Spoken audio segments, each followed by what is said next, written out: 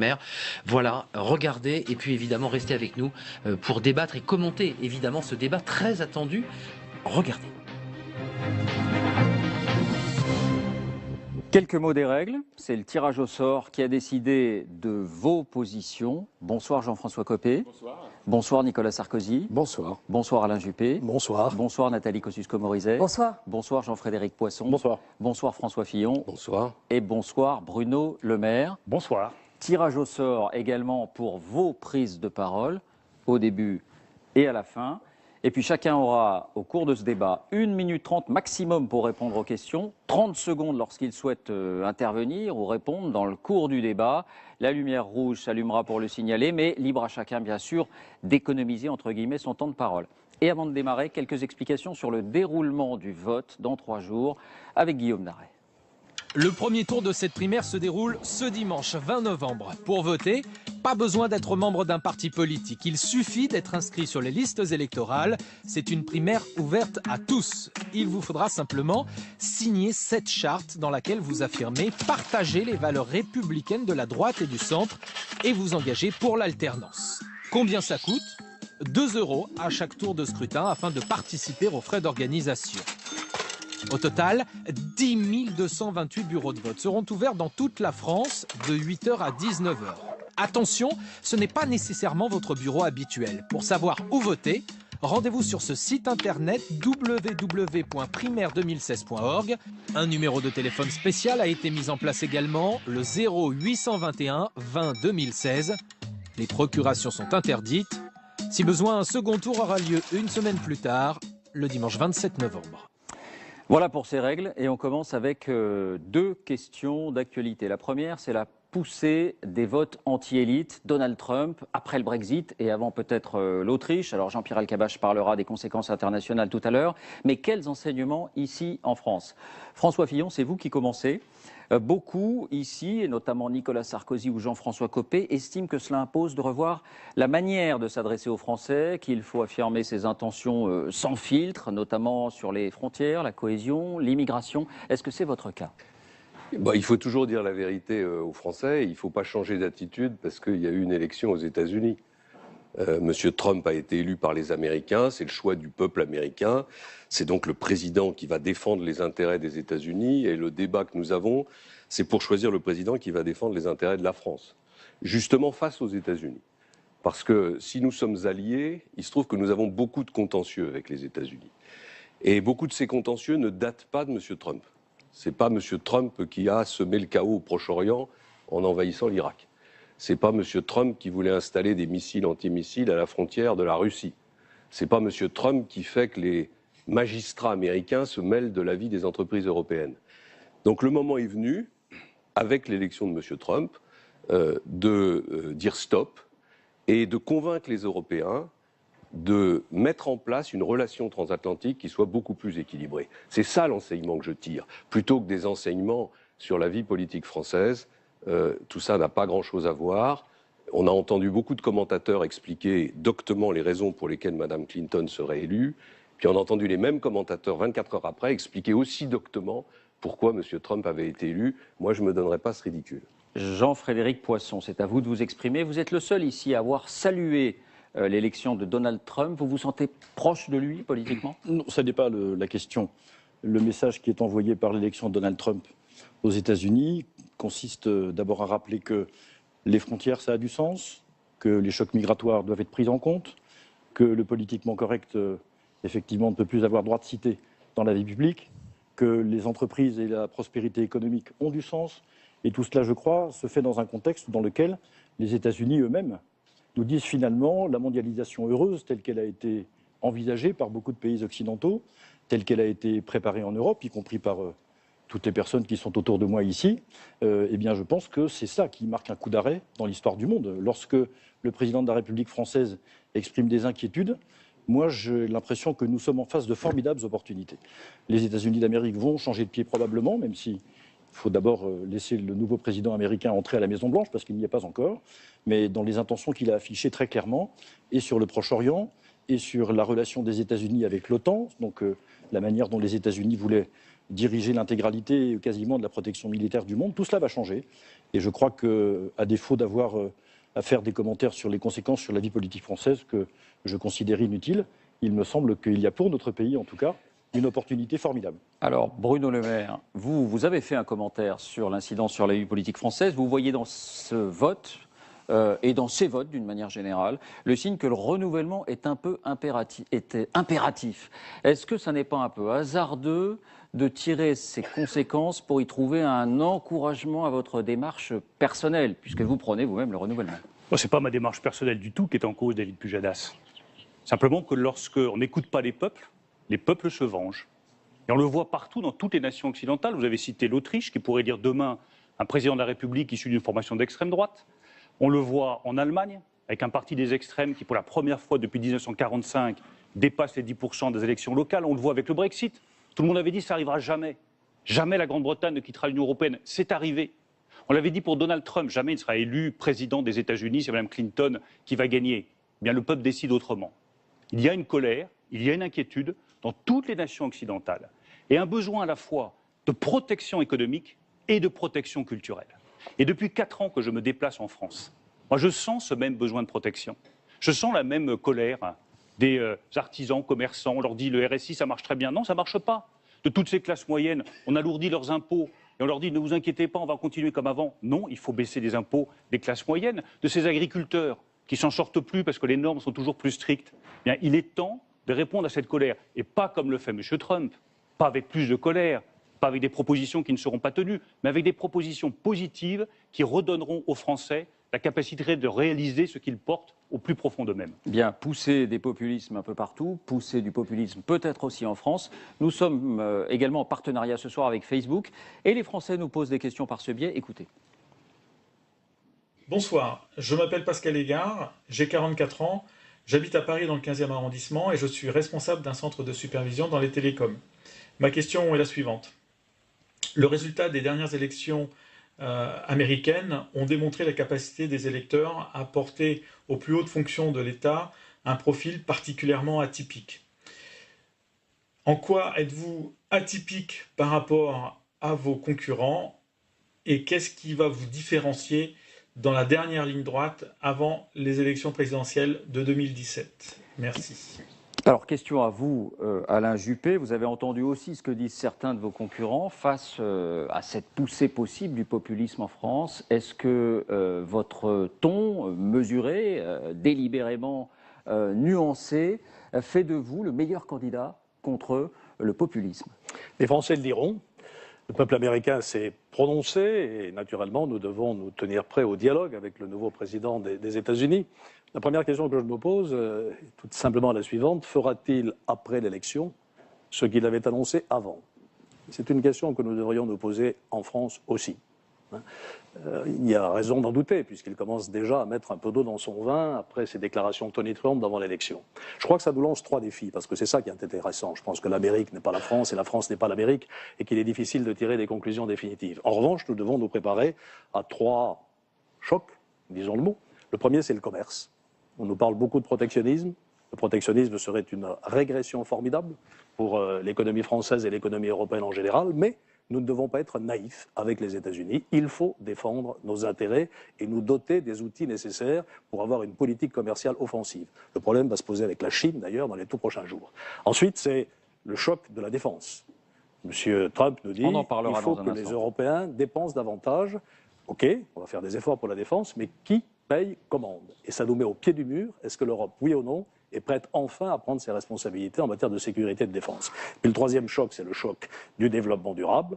Je crois qu'il n'est pas question pour nous de renoncer à lutter efficacement contre le réchauffement climatique, quel que soit le changement de pied des États-Unis. Nathalie Kosciusko-Morizet, est-ce qu'on peut aujourd'hui convaincre l'opinion en plaidant pour les opportunités d'une mondialisation heureuse en quelque sorte? Moi, je n'ai pas changé d'avis. Ce qui était détestable dans les propos de Donald Trump l'est toujours. Le sexisme, le racisme, l'homophobie ne sont pas plus acceptables depuis qu'il a été élu président par les Américains. Alors, néanmoins, il a été élu à la faveur, il est vrai, d'un système électoral dans lequel Hillary Clinton a quand même 1 million de voix d'avance. Mais il a été élu et il va falloir travailler avec lui. Mais ça ne nous oblige pas à lui ressembler. Et puis, après tout, on n'est pas des commentateurs de la vie politique américaine. Je veux dire, nous autres, on est des acteurs de la vie politique française. Donc, la question, c'est comment, dans ce nouveau contexte, qui va probablement être plus dur, on défend au mieux les intérêts des Français. Mais la mondialisation semble sanctionnée par tous ces votes. Mais on peut en discuter à l'infini. Il n'a pas fait campagne pour ou contre la mondialisation. Ce n'était pas ça l'axe de la campagne américaine. Et de toute façon, la campagne américaine, c'est la campagne américaine. Moi, la question que je me pose comme responsable politique française, c'est comment on fait dans ce contexte pour défendre au mieux les intérêts des Français. Et il y a un sujet dont il faut qu'on parle, c'est celui de la défense. Parce que les États-Unis, ils vont être dans une démarche beaucoup plus isolationniste. Il l'a annoncé pendant sa campagne. C'est à la France, probablement, pour partie, de relever ce défi. Elle assume, une fois que la Grande-Bretagne aura quitté l'Union européenne, 25% de la défense, 25% de l'investissement en défense européenne. Mais il faut qu'on puisse le partager avec les Européens. Il faut qu'on puisse partager cette charge et notamment sortir la défense des critères de 3% de Maastricht. Alors, je ne désespère pas de vous faire parler tout de même des enseignements de cette élection pour la France. Nicolas Sarkozy, vous avez entendu ce qui se dit beaucoup. Est-ce qu'Alain Juppé n'est pas le meilleur candidat contre une possible poussée du populisme en France parce qu'il serait le plus rassembleur? Vous êtes bien dans la ligne journalistique. Vous en avez parlé, vous aussi. On parle de Trump et on arrive à l'un de mes concurrents. L'élection de Trump, il faut le dire aux Français, va avoir deux conséquences géostratégiques absolument majeures. La première, c'est que la première puissance du monde, économique, militaire, monétaire, va défendre ses intérêts avec davantage d'agressivité. On doit en tirer des conséquences.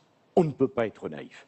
On ne peut pas laisser massacrer littéralement notre industrie, notre agriculture, notre ruralité. Ce n'est pas possible. Je propose donc immédiatement que l'Europe se réunisse pour adopter un Buy European Act. La société Alstom vient d'obtenir un marché d'1,8 milliard aux États-Unis.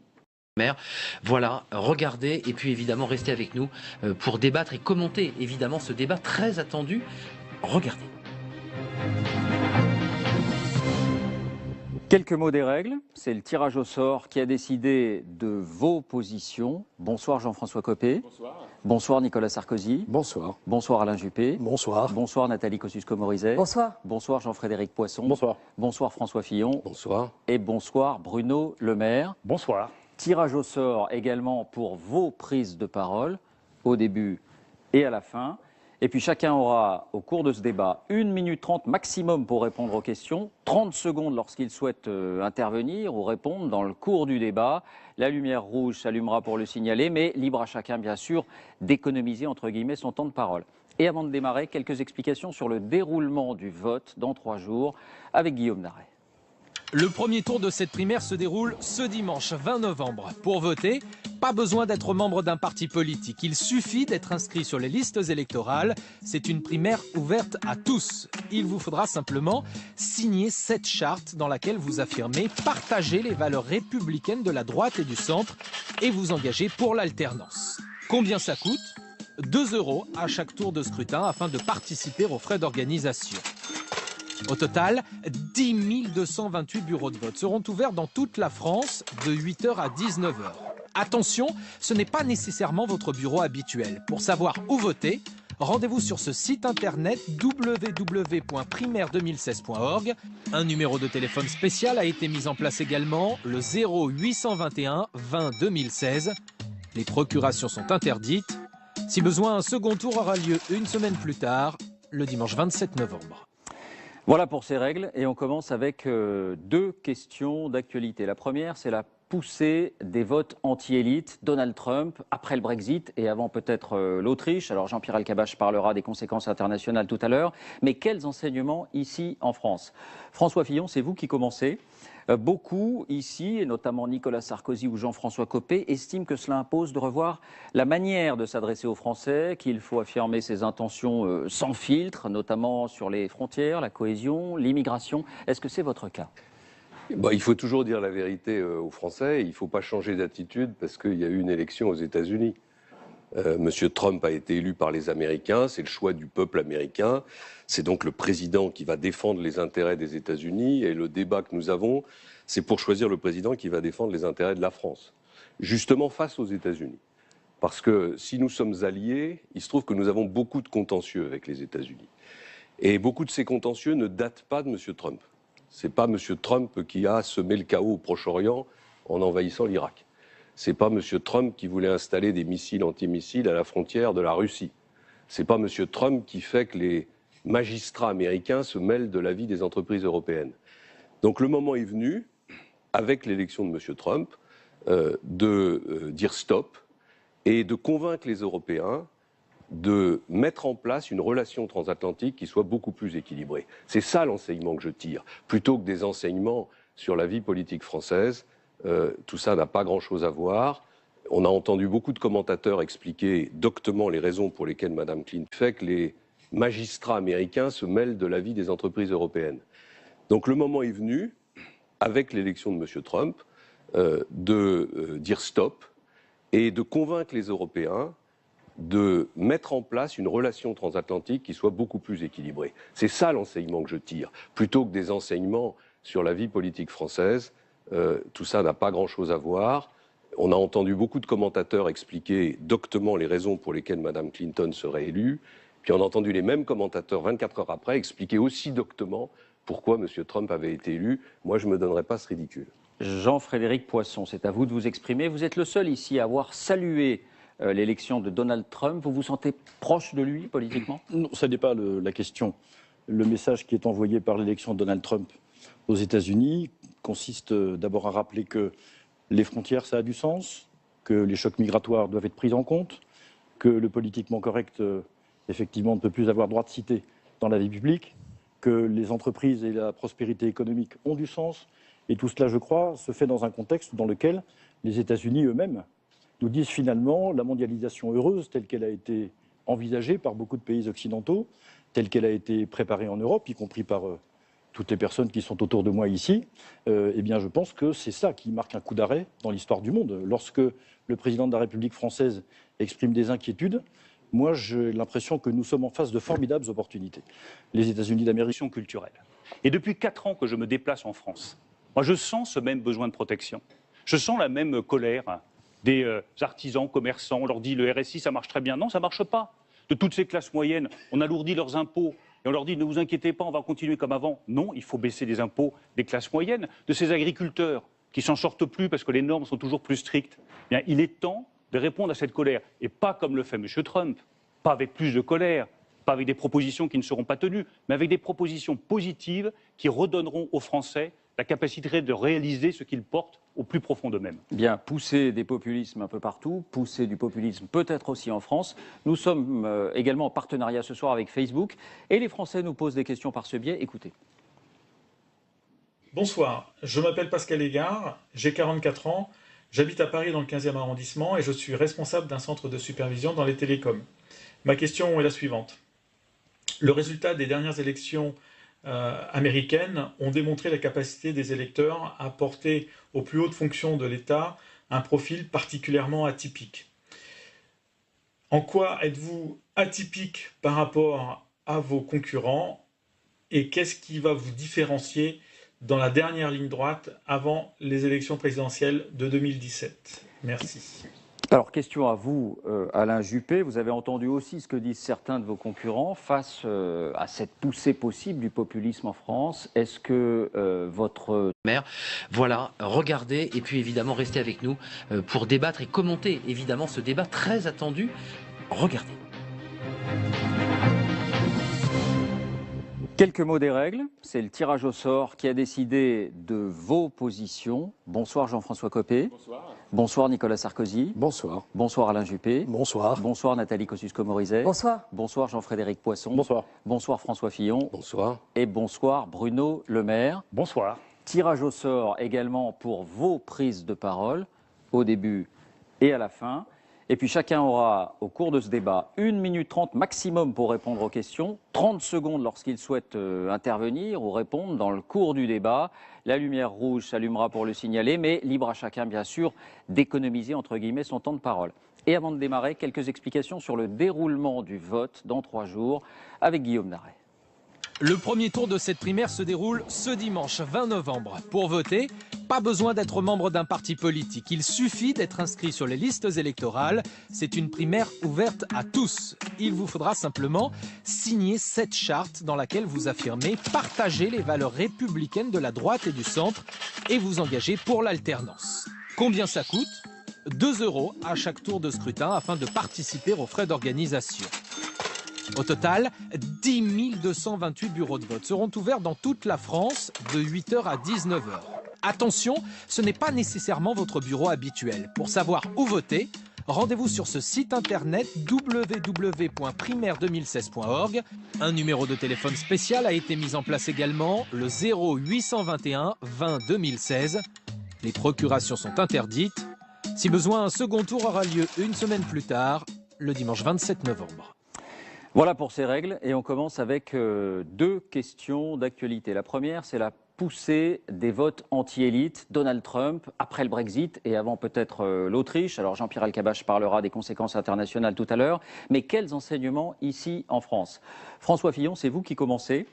Beaucoup ici, et notamment Nicolas Sarkozy ou Jean-François Copé, estiment que cela impose de revoir la manière de s'adresser aux Français, qu'il faut affirmer ses intentions sans filtre, notamment sur les frontières, la cohésion, l'immigration. Est-ce que c'est votre cas ?